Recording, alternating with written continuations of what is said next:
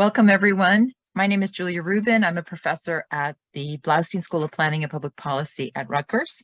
And along with my fellow conference organizers and Rutgers colleagues, Charles Payne, Drew Gitmer, Saul Rubenstein, Michael Hayes, and Pengju Zhang, I would like to welcome you to the fourth and final session of the 2022 Education Policy Communities and Social Justice Research Conference. This is actually our 7th year running this conference, and our 3rd, unfortunately, having to run it online.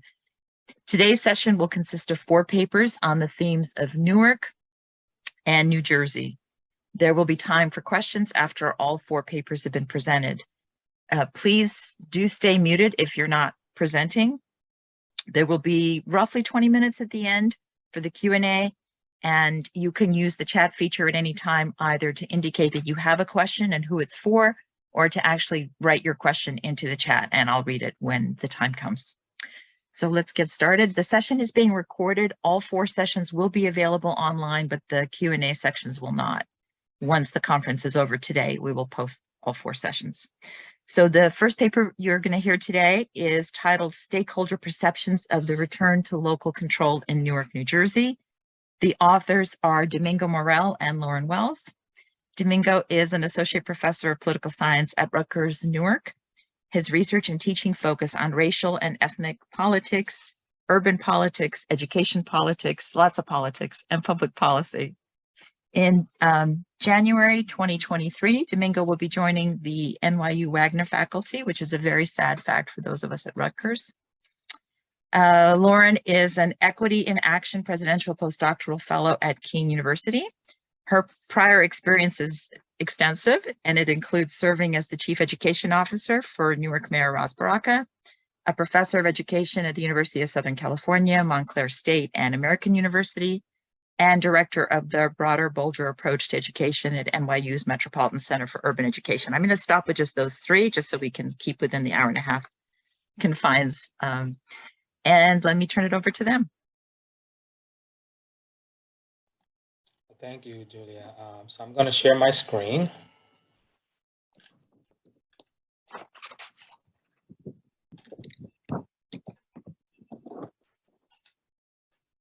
Okay, can everyone see that? Yes. Okay, great. So as you heard already, our title is Stakeholder Perceptions of the Return to Local Control in Newark, New Jersey. I'm Domingo Morel, and I'm Lauren Wells. It's a pleasure to be here with all of you this afternoon.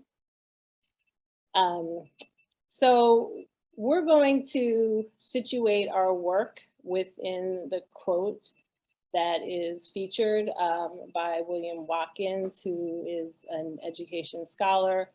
And we're situating our work within this framework because, as many of you on this call who I've worked with over the years and whose work I know already know, education is central to struggles for freedom and self-determination. It's central because the denial of knowledge and education has enabled and structured the oppression of Black and Brown people in this society, and that we know that we cannot express our greatest humanity without control over what we are taught, how we are taught, and the conditions in which we are taught. And so this quote from our perspective really grounds a lot of what you will hear in our findings, as well as the theoretical framework from which we approach our understanding and analysis. And so I'll just read it very quickly because I think it's very impactful. A central feature in the 400-year history of oppression has been the denial and subsequent control of education.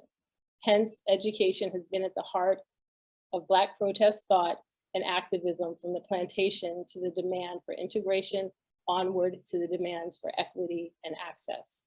So the moment that we're in, where the words equity and access are almost as ubiquitous as air, and people use them prolifically and often without the meaning that they intend and that these words carry, this quote reminds us of what this work is really all about. And so, you know, in the United States, the idea of local schools and control of local schools, you know, as part of like the foundation of democracy in many ways. And so, we have over 13,000 school districts in the United States, and overwhelmingly they're controlled at some level by some local entity, mostly locally elected school boards. However, in the 1980s and 1990s, this policy of state takeovers emerged, right? And this policy took control from local communities, away from local communities, and put it in the hands of state entities, mostly governors and state boards of education. And not only did this policy emerge in the 1980s, but it is a highly racialized policy, that most places that experience state takeovers of local school districts are majority Black communities, and increasingly majority Latino communities as well. Right? But throughout this period from the 1980s on, communities have fought and struggled to regain local control of their schools. And more recently, we've seen cities like Boston, Chicago, and Philadelphia either create different entities, commissions to study the return to local control. In the case of Boston, for instance, they voted to have a locally elected school board, so taking away mayoral control away from the schools, taking control away from the mayor and into the citizens of the city of Boston, right?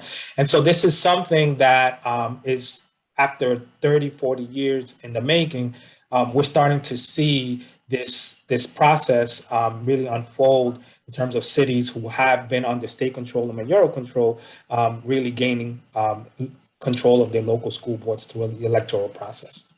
And so takeover in New Jersey really highlights the racialized dimension that Domingo mentioned earlier. Jersey City was taken over in 1989, Paterson in 1991, Newark in 1995, and then Camden in 2013. And we're here today to talk to you about Newark, a place that I love, a place that I work. In full transparency, I am a participant researcher. I have been extensively involved in the work to gain return of local control in the school district, and continue to be involved in the work that is about empowering our schools to deliver the education that the students here deserve.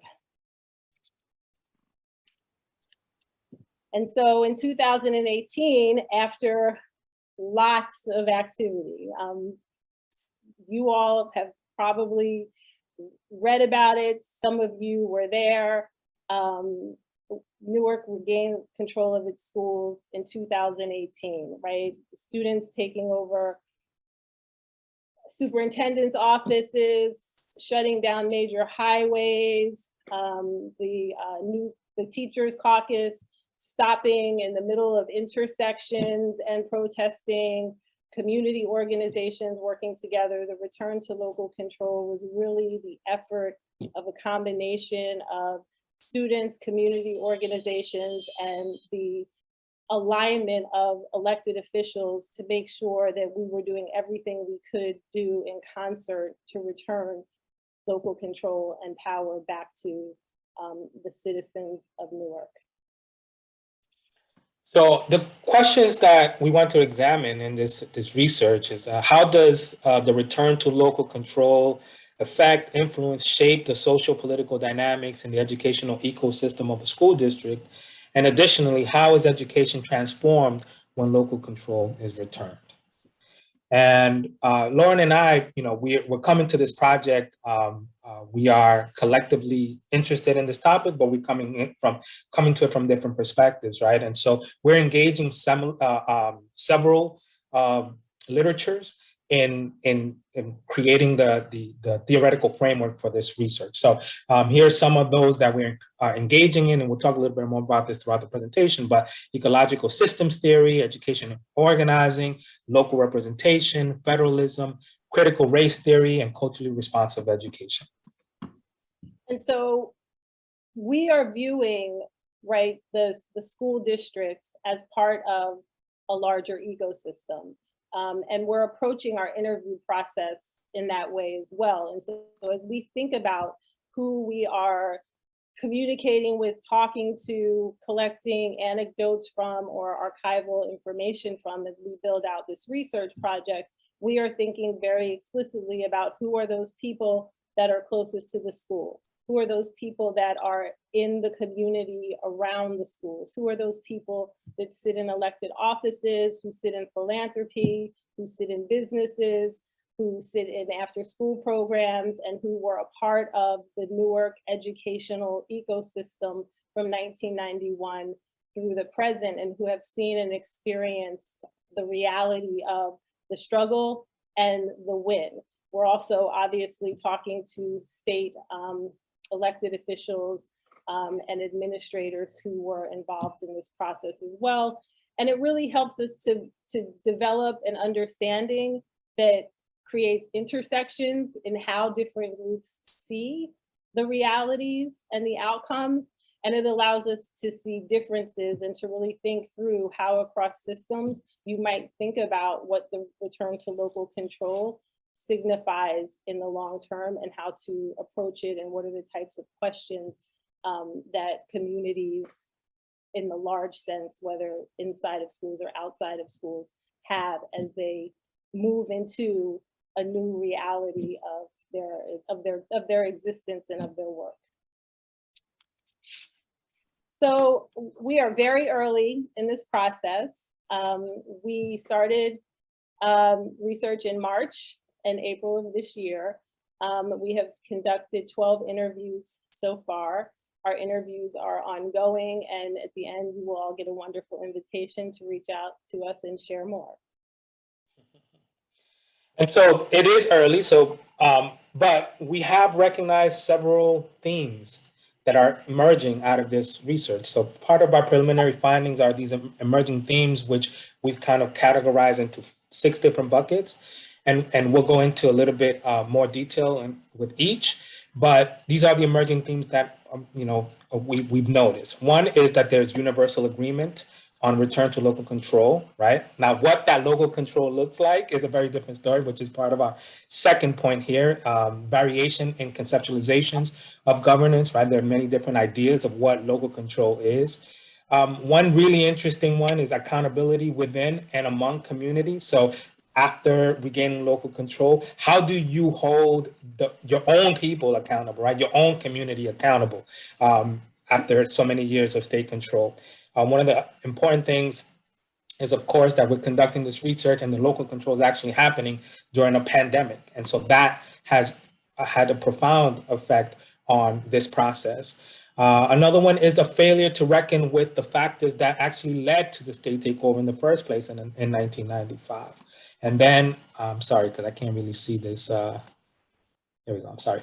Academic expectations of the return to local control. So we'll go into those individually. It's not moving for some reason.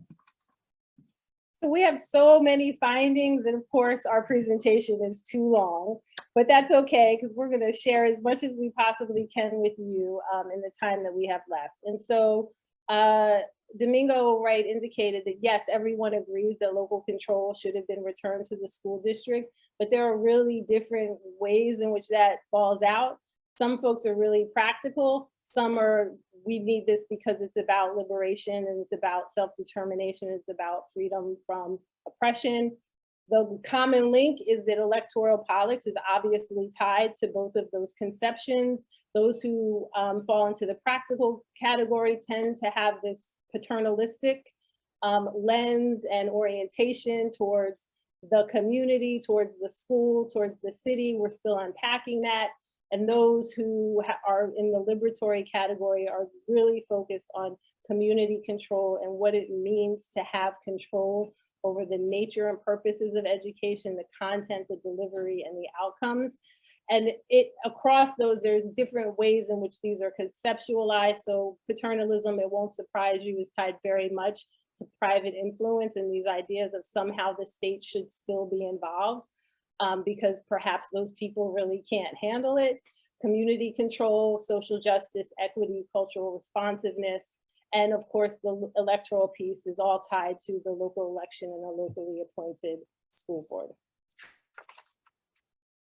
So these are just a couple of quotes that highlight the agreement, but also the differences. The top quote is a quote from philanthropy, and it really intersects with these practical ideas, right? Like the idea that it's practical to take away someone's civil rights if something isn't working, and that if you did that, then what you did should be better. The notion that civil rights are just, you know, you can retract them at will to fix a problem is a practical example. And then the bottom quote is liberatory, right? With the idea that the district and the community and the Board of Education here determines the reality of what happens in the school district. And so we find that, you know, people, again, like Lauren was saying, you know, they have different ideas of what governance looks like. And so one of the things that we're learning about is that individuals are and community members are actually learning, and some relearning, of how to govern after more than 2 decades of state control. So that is a process, right? Differences in perceptions of who governs under local control. So what is the role of the school board? What is the role of the superintendent? The role of mayors, teachers, community power brokers. There's like this, there's this tension in ideas about who is it that's supposed to really govern, right? Struggle between collective versus individualistic approaches to governing, conditioned by several factors, including previous state administration. So we heard from some folks saying that, you know, there was a time in Newark where the idea of education was more of a collective perspective, right? That I'm not just concerned about my kid or about just my school, but more about a system. And that's part of this history of struggle in the city of Newark for education. And that past state administrations, and particularly the last administration, created these types of conditions where people had to be all about their own kid and their own school rather than a more collective view. So we have what I see to be 47 seconds left. So we're gonna have to figure out how, Dr. Morel, to get to the last slide really quickly. How do you think we should do that? All right, but I do want to say this quote because it's a really good one, right? It's a really good one. And so one of the things that really emerge here is how do you hold accountable your own community after so many years of state control, right? So under state control, you knew who the quote unquote enemy was, right? Who you had to fight against. So when you have local control, how do you struggle through this? So I thought that this we thought that this quote was really kind of captured that. And so people are hesitant to push Newarkers the way that we push outsiders. These are people's cousins, babysitters, prom dates. People have real authentic relationships with these other people who are in power and have histories with them. And we all want each other to do well, and we all actually have the same goals in mind. But we don't want to push each other so that when we talk and we complain and we share about all these different issues that are occurring, it's about who has the relationship with the superintendent and who doesn't, or who has a relationship with the mayor and who doesn't. So people are willing to make phone calls and send texts, but they're not willing to show up at anybody's door, like literally when we showed up at Cami Anderson's literal door. And this is from a former school board member. So Lauren, do you want to go? What do you? Say really quickly our findings, and I think that this is important to say because there is this prolific presumption that the community here does not have academic expectations of the school system or of local control. And in our findings at this point, there are a number of areas that were prominent systemically and in terms of curriculum and programmatic expectations. And so as we continue, to do this research, one of the things that I've always been very committed to is elevating the ways in which community speaks back to the notion of low expectations for our students and for our schools.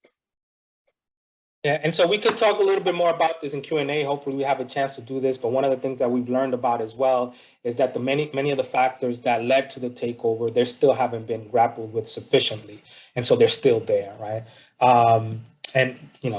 We have some questions for you all to think about, particularly if the thinking is falling into the community control conceptualization. What does local control mean to us, really? How does community control get implemented in a federalist system? What do we need to design, implement, and sustain our vision and meaning of local control once we've come to that collectively? And how do we hold each other accountable to our vision, meaning of local control? So just thoughts for the future. And of course, Go ahead. Go ahead.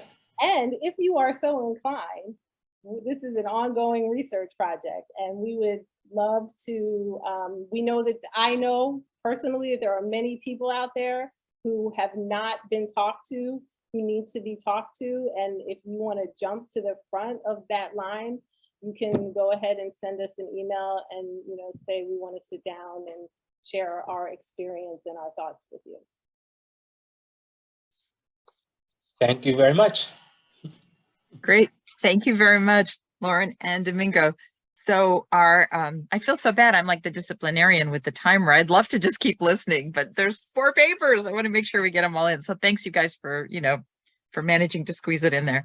So our second paper is titled A Case Study of an Organizational Model for Authentic Family Partnerships in Newark. And the authors are Ron, I'm going to destroy this, Ron. I should have gotten advance notice. Ron Chaluisán Batlle and Pritha Gopalan. Ron is the executive director of the Newark Trust for Education, bringing together diverse individuals and organizations committed to helping Newark's 78,000 youth learn at home, in the community, and in the classroom. And Pritha is the director of research and learning at the Newark Trust. She's an educational anthropologist and has spent the greater part of her career on applied and design research as part of educational nonprofits and research institutes. Let me turn it over to you.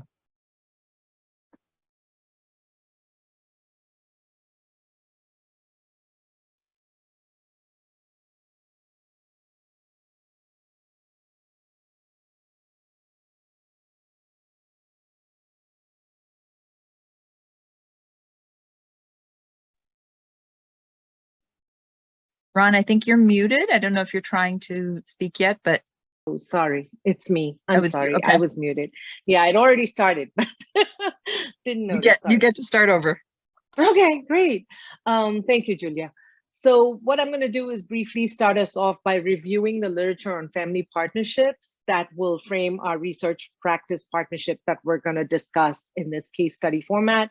And Ron will discuss our findings from this research practice partnership, and discuss our findings and emerging model of family partnerships in more detail. Ron, next slide.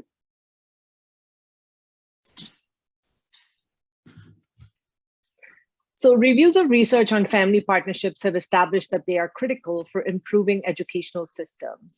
Research shows that students show improved engagement in school and learning, achievement and behavior, homework completion, participation in academic activities, school attendance, and show a reduced need for intensive services. Educators express greater job satisfaction, higher evaluation ratings, receive higher evaluation ratings from parents and administrators, and also have more positive associations with families. Families report enhanced self-efficacy, communication with children and educators, and appreciation of the roles they play in their children's education. Research also shows that there are significant barriers to Black and Brown families' full engagement in educational spaces rooted in systemic inequities and institutionalized racism. And this was also, Lauren and Domingo's presentation is rooted in that same context. Negative interactions and unwelcoming atmospheres in schools are also perpetuated over generations, becoming a repeating pattern. Researchers have called for inclusive strengths-based understandings of the ways in which diverse families support children's education.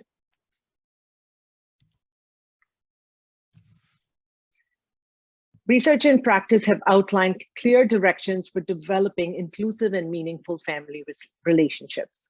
Mapp and Hong state that unlike parent involvement embodied in passive and token support roles like volunteer or fundraiser, authentic partnerships involve families and educators working together as equal partners who share responsibility for all students. Such partnerships are embedded within school systems where family diversity is celebrated, family cultures are embedded throughout school policies and practices, and school systems hold the strengths-based belief that all families want the best for their children and are working tirelessly toward that goal. So this table that you see from Wells, Lopez, and Casp from 2018 break out critical components of authentic partnerships, showing the shift from a token or passive role to a more embedded systemic role for families and a valuing of families and what they bring to the table. The Newark Trust for Education is an educational intermediary committed to excellent and equitable education for Newark students. NTE has honed its approach to family engagement over a decade of building stakeholder partnerships, supporting varied early learning and P12 initiatives in Newark. This presentation codifies our 5-level family partnership approach developed through field-based research, practice, and reflection.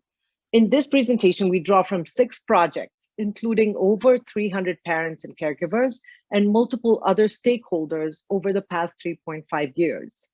We believe this approach is valuable to research and practice on this topic and lends itself to application and refinement. As stated, we've engaged over 300 parents over the last 3+ years in our mixed method studies supporting program development and refinement. The 6 projects, in this table represent our early learning and P12 initiatives on the ground and include a school-based mental health grant program, early learning home visiting program, that is the Parent Child Plus program, SEL series for families offered in partnership with Abbott Leadership Institute, and 3 other programs as well, which are also based in early learning and P12 contexts. Ron's gonna talk to us about the findings from this research practice collaboration that and introduce our emerging model and explain the 5 levels, providing examples from the research for every level. Take it away, Ron. Great, thanks, Pritha. The question emerges, how can we apply what we have learned? Engaging stakeholders in our model refers to the process by which organizations value and leverage the expertise and skills of various stakeholder groups, in this instance, parents and caregivers. Using the research evidence and the field experience, we developed a way of thinking about engagement that we could apply to ourselves and then measure our own progress in reaching the definition.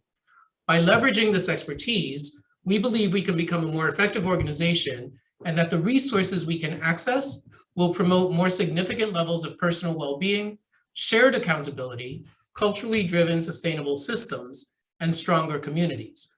The Trust believes that that authentic engagement includes 3 elements: the opportunity for two-way information exchange between families and educational organizations, families' ability to shape the approach that addresses the community's educational needs, and the proper channels for families to participate in decision-making.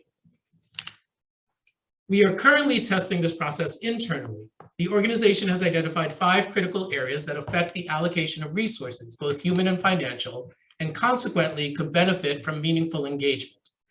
As a first step, families and caregivers can inform us of the current services available in the city. What program and services are they familiar with, and how has their experience been accessing them? A second and third engagement area involves parental and caregiver input on service design and delivery. As part of the engagement definition, we must also include participation in decision-making about future programs based on their experiences in current programs. Lastly, we include joint advocacy for system change based on the success of specific innovations as a model component. What do parents have to say about the current state of services in the city? Parent quotes on the left side illustrate some of the issues parents discussed regarding areas for improvement. They described their fear of approaching services, their time constraints, their levels of knowledge about the content, and the difficulties their children are facing. On the right-hand side of the slide, we lay out related ideas and language traditionally associated with educators in the education field: culturally appropriate services, strength-based approaches, and young people's social and emotional well-being. Engagement requires bridging these language differences. Generally, this involves promoting mutual understanding between groups regarding how they talk about issues and identifying common areas where they exist.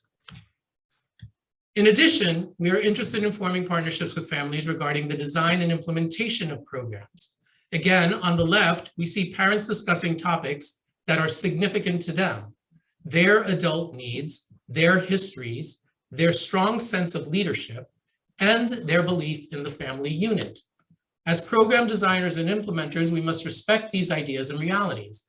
We can accomplish this by approaching family members from a strengths-based perspective that recognizes family members as multifaceted and responsible members of their communities, identifies trusted messengers within those communities, and seeks to establish warm connections to existing services. We've learned from the research, our field experience, and the piloting of the model internally that if we want to engage parents fully, we need to include them in meaningful parts of our work and make structural changes to our organization to provide regular opportunities for information exchange, input, and decision-making. In this lesson, we've been challenged to design and implement program data systems that include breakout groups, polls, end-of-session questionnaires, mid-course interviews, and participant roundtables. Additionally, in our formative and summative research, we've used the mixed methods approach to incorporate the perspectives of family members and caregivers. We can think of this as a form of baked-in continuous improvement. As a team, we have learned that if we want to succeed, we must integrate the processes into our daily work. The purpose of these embedded processes is to capture and learn from both real-time reflections as well as long-term visioning. This slide provides a few examples of feedback received from parents and caregivers. As part of our Equitable Start program, we offered a Parent-Child Plus program. In addition to the home visits, we provided resources that families could use for further their learning. These guides proved to be an invaluable resource. Therefore, we formalized the process and developed a repository for these materials, which we made available to all participating households.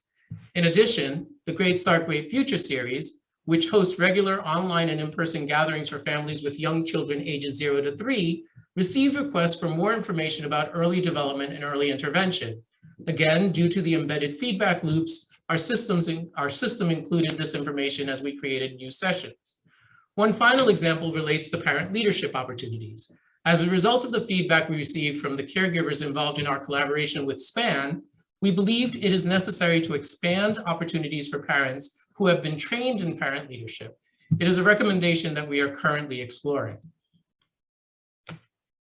Furthermore, we need to implement processes that enable us to hold ourselves accountable. By using this model, we can take stock of our progress. We must ask ourselves on a daily basis, where have we built in opportunities to communicate, provide feedback, and make decisions? Our team can easily collect information and identify where they perform each of these tasks using the simple tool shown on this slide during staff meetings and design sessions.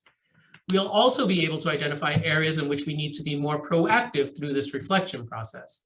As you can see from this slide, advocating for systemic change in partnership with families is a growth area.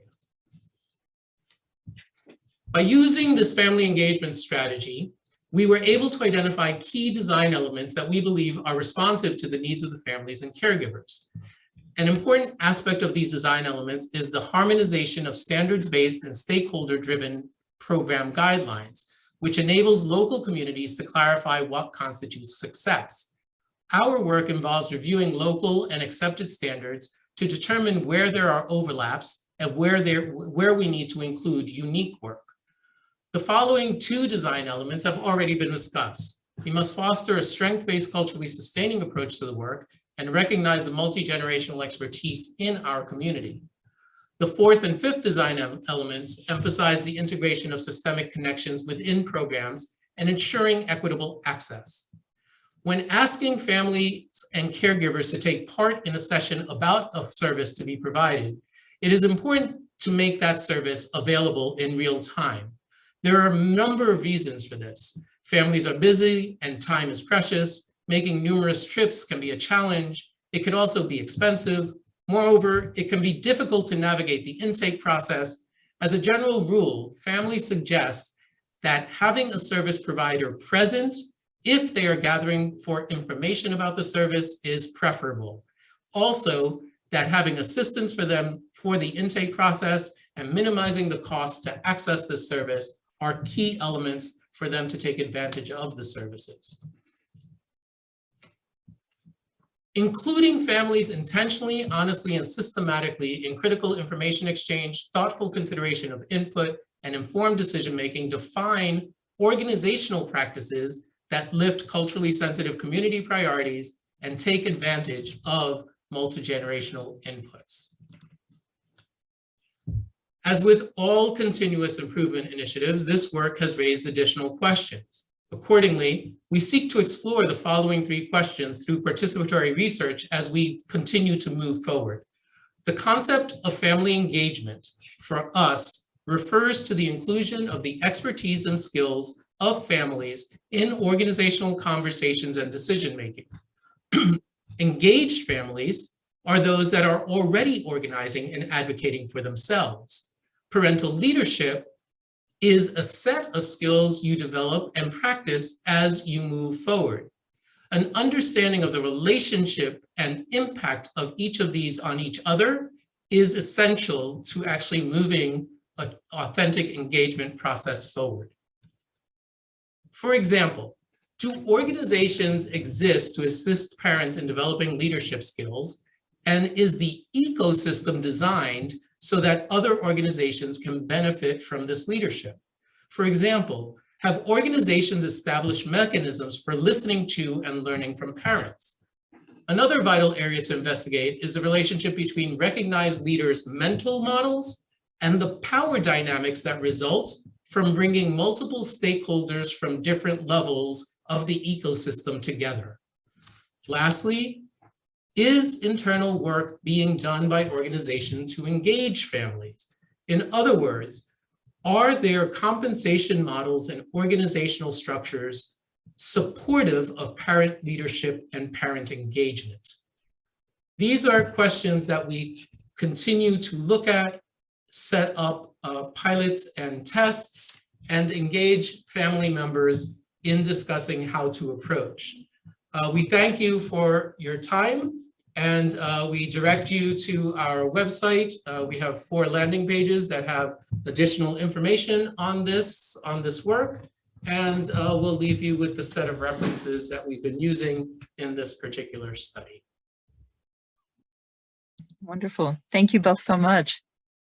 Okay, and moving on to our 3rd paper today. It is titled A Case Study of an Organizational Model for Managing Equity, a Critical Story of a Code. The authors are Leah Owens and Marcella Simadiris. Leah is a writer, teacher, educator, and teacher scholar activist who works through her consulting firm, Just Writing LLC, and also co-directs the Radical Pedagogy Institute. She teaches in the teacher education programs at both the Newark and New Brunswick Rutgers campuses. Marcella is an employee of Patterson Public Schools, and she has worked as both a teacher and in various leadership positions within her union. Let me turn it over to Leah and Marcella. Thanks, Julia. Good afternoon, everyone. I just dropped the slides in the chat just in case anything happens or anybody just wants to have them. So share on the screen. I didn't know if Marcella wanted to say good afternoon. Hey, everybody, peace and blessings. All right. So as was discussed in the quick intro there, so Just Writing's independent research and consulting agency that I started. And just as a quick aside, we also have a project called the Critical Bill Monitor. As you see, it tracks New Jersey education bills, so definitely check that out if that's of interest to you. And I'm really excited to be here this afternoon presenting with Marcella. So there we go. So as the title of our talk pretty much makes clear, we're looking at NJAC, New Jersey Administrative Code 687, Managing for Equality and Equity in Education. And these are the rules in New Jersey that govern equal educational opportunity. They provide an objective basis for evaluating a district's progress toward equality in educational programs, as well as identify where technical assistance might be needed by those districts. And most importantly, it affirms students' basic rights to equitable treatment and services and a quality education. So before we jump into our inquiry itself and how we went about getting some of the preliminary results that we'll present today, we wanted to provide some context around New Jersey educational policy reform. So the Managing Equity Code, which we'll say for short, was not created in a vacuum. It did not drop out of the sky. It is just a part of a continual process of reform here in the state of New Jersey. So there's two pieces of reform in particular we're outlining here. And first is in May of 93, the State Board of Education creates a committee to provide a comprehensive review of all of the administrative code that's a part of the education rules here in the state of New Jersey. And then about a little over a year later, Governor Whitman then signed Executive Order 22, which made it even more official that this needed to occur so that we could move from having these outdated codes, look to see where more districts could have more flexibility, look to see where we can get rid of rules that may be redundant or just unnecessary at that point in time, according to changes in the law.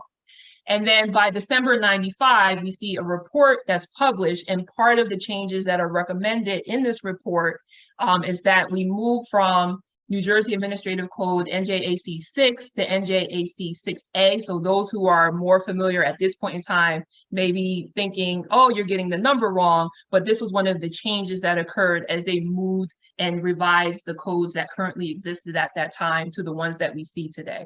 And then the second policy reform we want to point out is one called the Strategic Plan for Systemic Improvement of Education in New Jersey. So this is, as it kind of sounds, the state strategic plan for improving education.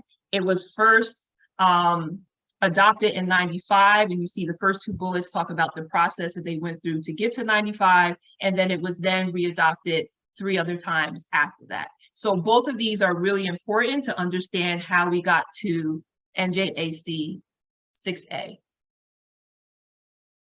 Before we go further, we just quickly want to talk a little bit about our positionalities as researchers. So you learned a little bit about us in our introductions, but here are just some more bullet points. And we think that this is important to acknowledge because it really starts to talk about why we choose to do the research that we do. None of this is done right in a vacuum. None of this work is neutral. And like Lauren said earlier, I've been very much invested in education reform in the state, but in Newark in particular.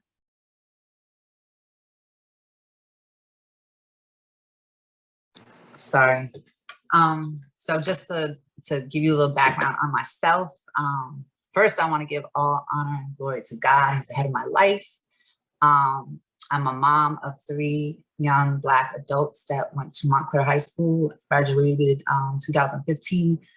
2018, 2020, who, while navigating Montclair Public Schools, were supposed to benefit from this code and who I had to endure many barriers with while navigating.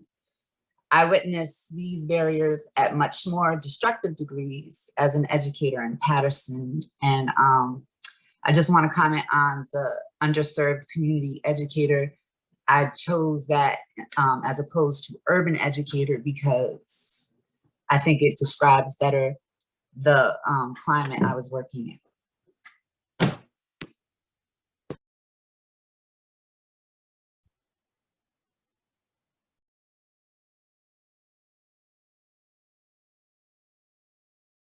I'm sorry, research inquiry. So what we're going to do is we're going to trace the development of the Managing Equity Code from inception through its 2 readoptions, examine the actors that have shaped the policy as well as the social political aims reflected in their contributions, and determine the extent to which their contributions reflect a racial equity stance. So this is a short statement of methodology that we created. So education policy by nature of its creation is not neutral. Legislative bodies deliberate over purpose, intent, and language before a majority vote enacts new policy.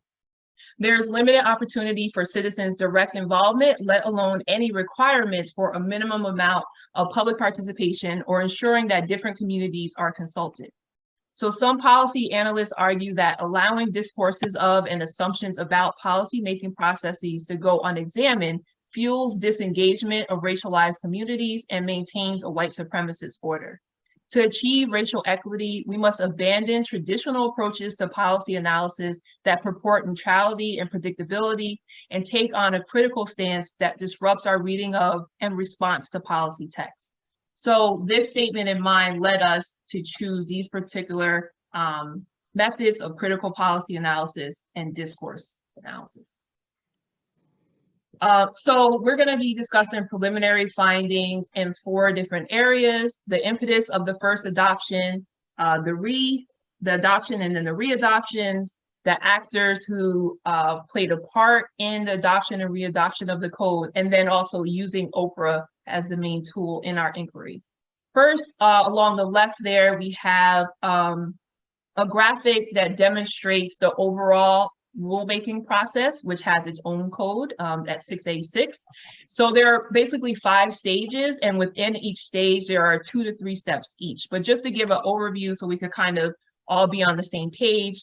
So first, we'll start at policy discussion level, where, and we're actually going to see an example of the policy discussion paper. That is a conversation had at the State Board of Education meeting. However, of course, anyone who attends can also provide input.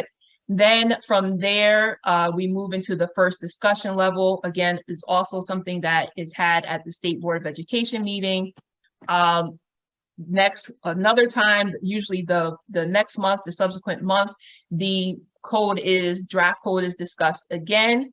And that at the second discussion level, this is where we see a formal public testimony step taking place, which includes people speaking at the board meeting, but also being able to submit written commentary. After that, we get into the official actions where the State Board of Education will actually vote to put the proposal level code into what's called the New Jersey Register, which is the official publication of the Office of Administrative Law. And again, there's another public testimony process.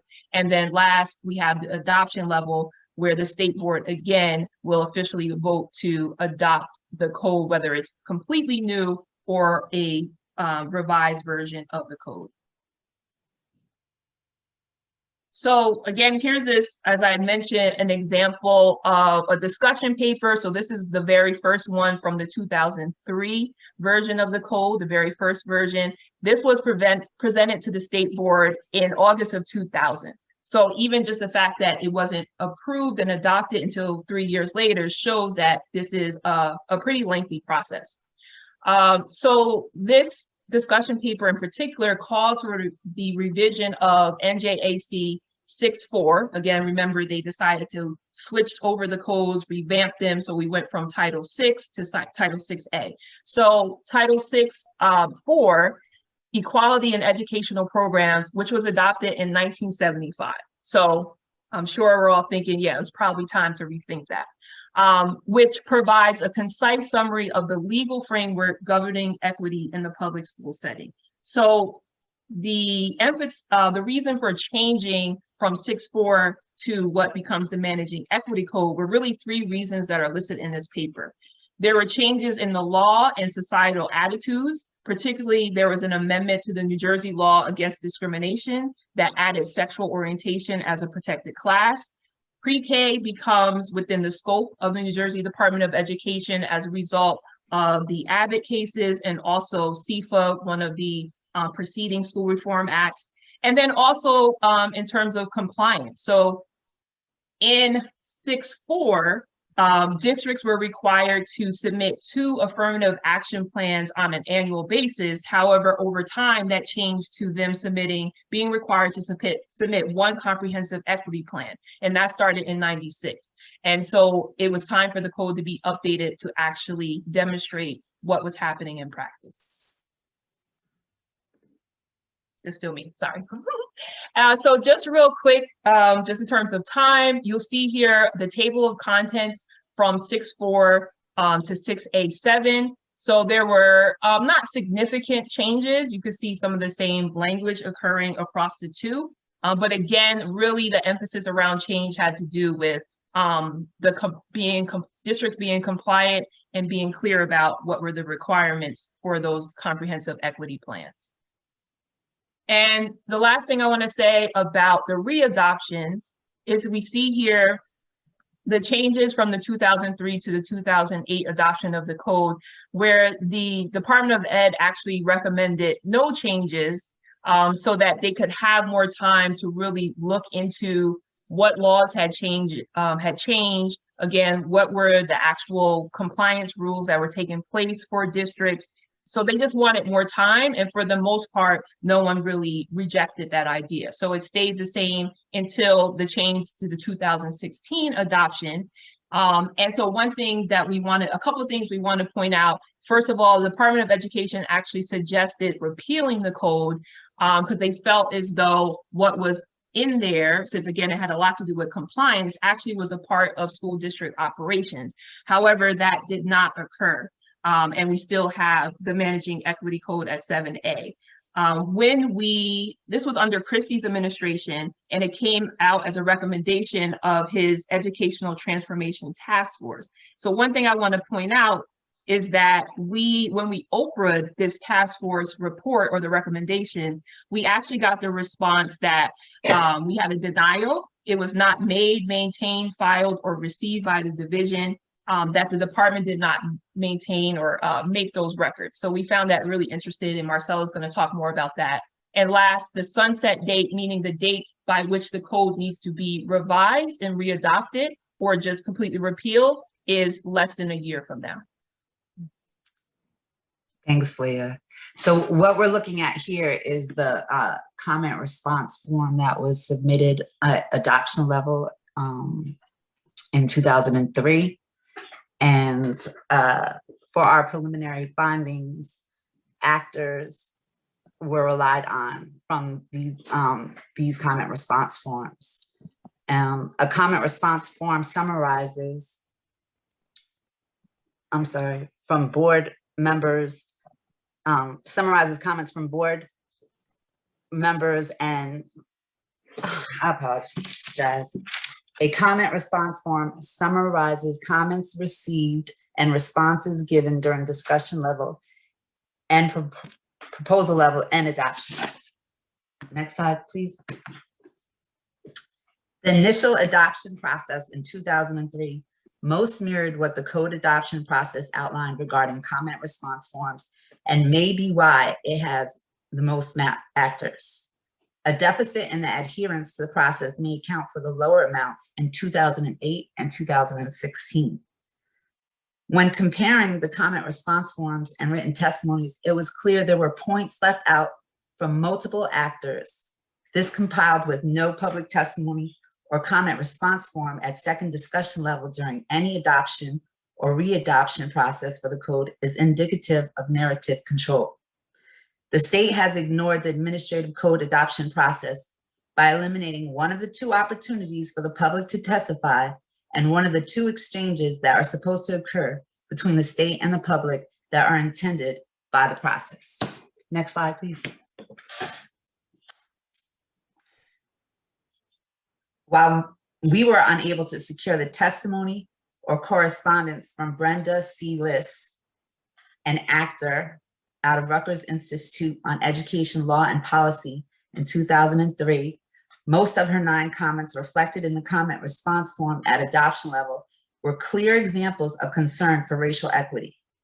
The comments pertain to racial and ethnic balance not being addressed and missing specifically from the needs assessment required of districts, including the guidelines for desegregation of public schools as a section of the rule itself, proportionate minority representation, and the usage of the term exact apportionment. The department's responses included mostly arguments, disagreeing to suggestions with the exception of acknowledgements that provided no concession and made references to reiteration and technical assistance training. There were two other actors from 2003 and 3 other actors from 2016 who made points impacting racial equity. Their arguments were also similarly rejected. I was actually one of those actors from 2016, and a huge portion of my testimony was left out in the comment response form that was submitted at adoption level. And we provided some examples on this slide of 2 comments provided by Miss Liz. She out of her 9, and you see where when they kind of affirm what she's saying, their suggestion doesn't really offer any type of accountability to it where it's enforceable. Next slide, please. Yep. So just in terms of time, just want to point out real quick, and you kind of see the points about Oprah. We just had numerous denials in terms of practice or malpractice of record keeping, just a lot of not made or not maintained, also false indications of fulfillment. And I just wanted to get to at least show the last slide so you can read it. We just feel like the state cannot be charged with providing racial equity through its public education system without building intentional public accountability into the process. They want, they don't follow their own rules, but they will definitely call us out on not following the rules. And we also feel that more of the public needs to be educated on the rulemaking process, particularly again, because the sunset date is coming up for the equity code, and the board should have already started working on revisions and opening that space up, and they have not. So thank you. Thank you very much. Okay, our 4th and final paper is titled, "Is the State of New Jersey Backing Away from the Constitutional Guarantee of a Thorough and Efficient Education for All Students? And if so, what should be done about that?" So great thematic transition there from Leah and Marcella. The author is Paul Tractenberg, who is a Board of Governors Distinguished Service Professor of Law Emeritus at Rutgers Law School in Newark. He is also the president of the Center for Diversity and Equality in Education. And Paul remains very actively involved as a lawyer, litigator, researcher, writer, consultant, and public speaker, mostly about education law and policy. And Paul, I'm going to turn it over to you. And you know I'm watching that clock like a hawk. Well, if I'm going to bring us back on target, I think I have about 3 minutes. In any event, I'll do my best. I do have a paper which I will submit, and anybody who's interested can certainly check it out. For the brief presentation today, I'm barely going to draw on the paper, as it turns out, because the prior papers raised some things I want to address. I guess I'm honored to be the last speaker on this 7th program that Julia has put together with her colleagues. I hope to demonstrate that being last doesn't necessarily mean being least. But I'm clearly an outlier. I don't have a PowerPoint, unlike the other presenters today. I'm a lawyer and law professor, not a social scientist. My focus is on state power and duty, not local community and family activity and their role. Although Leah and Marcella did focus on a state level code for all districts. And I guess finally, I tend to speak, and I probably will speak today, more from a height of 30,000 feet than from ground level. I'd like to think that has some advantages, but I know it's different. But I need to start by addressing the issue that the first 2 papers presented, which was local control, family and community engagement in the schools. And I do believe those are important, but legally, it's my view that it's the state that has the constitutional and legal power and duty to provide the kind of education that I believe we aspire to in New Jersey. And I think there's a good and important reason for that. If you think about it, my life for 50 years literally has focused on school funding and school integration litigation. And that's really, in a way, antithetical to local autonomy. Both are, entirely.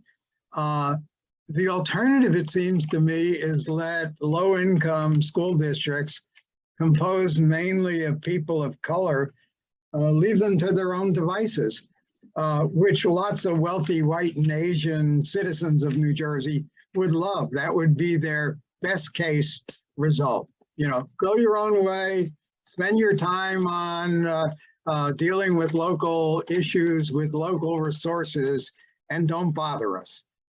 And I think the message of what I've been engaged in, as have many others, of trying to force the state to equalize opportunities and to provide education in as diverse a setting as possible for all students, is in a way fundamentally inconsistent with a primary focus on localism. And I guess you get to pick which you prefer. But let me spend a couple minutes on the sort of core of my paper, which is to consider three themes. One is, what's the relevant context or landscape for evaluating New Jersey public education? The second is, what are the main problems that undermine the quality of that education and its satisfaction of our constitutional commitment to all of New Jersey's students? And three, and most briefly, what can be done to cure those problems? And let me start with the context. I've already hinted at what it is. It is that under the federal constitution and under state constitutions, education at bottom is left to the state. It's not a local function as a matter of constitutional law, and it's not a federal function. Although both local districts and local communities obviously play an important role, and the federal government at the policy and funding level has a significant role, probably not as great a role as it should. But ultimately, it's the state. The buck stops with the state as far as education is concerned. And in New Jersey, the state constitution is the main framework that defines the role of the state in education. And we have two provisions. Many states only have one that bear on the questions that I think are important. One is the Thorough and Efficient Education Clause, which essentially just says the following. It's very brief. It says the legislature shall provide for the maintenance and support of a thorough and efficient system of free public schools for the instruction of all the students in the state between the ages of 5 and 18 years. That's the Education Clause. And it contains three, I think, very important things. One, it vests in the legislature the responsibility to provide for maintenance and support of a thorough and efficient system of schools. Second, by identifying a system of schools, a state system, it, I think, indicates quite clearly and underlines that this is a state system. And if you have studied, and most of you probably have, the history of education, you know that education started on an entirely local basis. And the first public schools, the schools are private or home tutoring. The first public schools in New Jersey were called pauper schools because they were created by communities for kids whose parents couldn't afford to provide them with education. So the big step forward was to go to a statewide system. And the third element is it committed itself to provide a thorough and efficient system of free public schools. Just one historical aside. In the 1875 Constitutional Convention in New Jersey, which produced the Education Clause, there was a prior version of the clause, and it referred to a rudimentary instruction. The framers of the state constitution rejected that and replaced it with thorough and efficient education, which has come to mean, thanks to our state Supreme Court, a very high quality of education. I think all those elements are crucial. But we have a second provision in New Jersey that really is unlike any other state constitutions, and it's the anti-segregation clause that refers specifically to the public schools and said that nobody can be segregated in the public schools on the basis of race or ancestry, etc. And I think that provides a framework within which we have to operate. unfortunately, and we have 50 years or more, actually more, jurisprudence, decisions by New Jersey courts, and particularly by New Jersey's highest court, the state Supreme Court, which builds upon those constitutional provisions, amplifies them, gives content and meaning to them. So what's the problem with all this? It sounds great. The problem is, I have to say this directly, I don't see any way to beat around this bush. The elected branches of our state government, the legislature and the executive, and the appointees of elected officials, like the State Board of Education and the Commissioner of Education and the Attorney General, have, in my view, let us down badly in terms of implementing this system of constitutionally based education in New Jersey. I'm currently involved in 4 litigations. My paper describes each a little bit. I won't be able to, but let me say in general that what I have come away from this engagement feeling is that the state is really engaged in a system of delay and obfuscation and failure to honor constitutional commitments. So let me try to jump to this. I think I'll almost get us back on target. I have done long reports and papers and articles and even books that document in exquisite detail an action plan by which New Jersey could actually realize its constitutional commitments to thorough and efficient education and to education delivered in as diverse a setting as possible. I won't burden you with that. Just to say the most recent of those action plans for New Jersey was a report I did for the Chancellor of Rutgers Newark called a school integration action plan for New Jersey, and it is, and it goes into it in great detail. But all I can do now in the remaining time is really identify a couple of broad propositions that I think underlie all the detailed recommendations that I have made elsewhere. And so let me just list them. The first is, oh, that's my arm.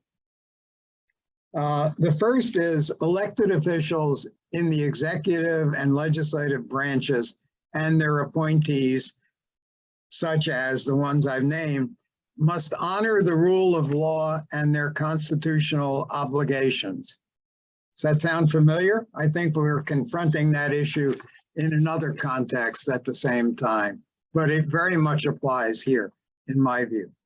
Second, the executive and legislative branches must assure that the responsible agencies in New Jersey are structured and funded in a manner that enables them to guarantee that all New Jersey students are provided with their constitutional rights. Once upon a time, some of you may be old enough as I am to remember, the New Jersey Department of Education had a well-staffed professional unit dealing with school integration and doing an assessment every year of every school in the state to determine whether it was satisfying racial diversity requirements. Of course, few of them were, but there was a voluminous report issued every year. That department division was abandoned. There's now a bill actually to resurrect it, which would be a start, but it has to be done properly. It has to have adequate resources. And third, money is at the root of all things, including these things we're talking about. It's interesting to me that the education clause of the New Jersey Constitution is found in the finance article of the Constitution and speaks to the legislative requirement to maintain and support the schools, a fiscal concept. So adequately funding the schools is essential. And I recognize that it's often politically and otherwise difficult to assure. But in my view, if anything explains why New Jersey has resisted its providing its students with high quality, thorough and efficient education so long, and has devised so many unpersuasive and even downright dishonest forms of resistance, it's traceable to money issues. And that means we need to confront what is a difficult issue if we want to make a difference for New Jersey students. That's it. I'm finished.